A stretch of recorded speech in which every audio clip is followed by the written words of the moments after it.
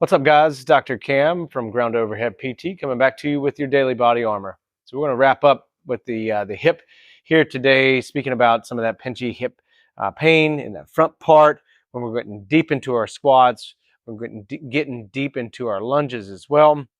The exercise I'm going to show you next can not only help to address this, but also if you're having some pain with the traditional deadlift, I really love this exercise for us because it essentially is activating and working the same muscle group that the deadlift does, but may allow you to adjust that position a bit more to where you're not having that hip pain while performing that exercise. So it's just going to be a barbell hip thrust. What we need here, we need a bench. Okay, I've got the bench pushed up against the wall just because, again, as we get into this position, some of our body weight is going to go in that direction there, and I want something to kind of support that, so I would recommend that.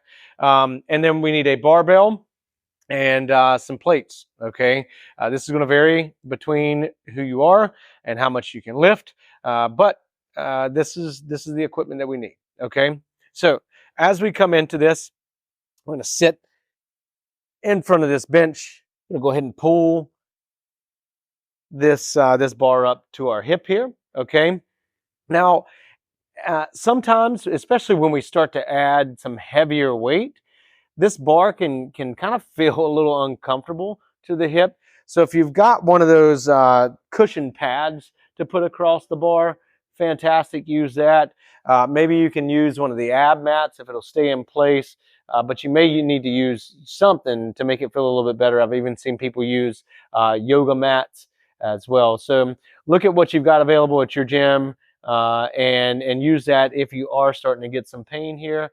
Otherwise, we're going to get into this position. All right, our back is eventually going to lift up onto the bench behind us.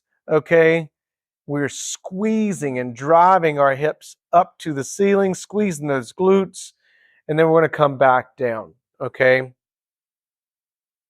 driving those hips up,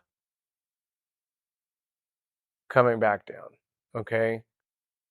Now, you may need to limit the depth that you come back down, again, just to be cognizant or avoid that pain, that pinchy sensation that you typically get. Okay.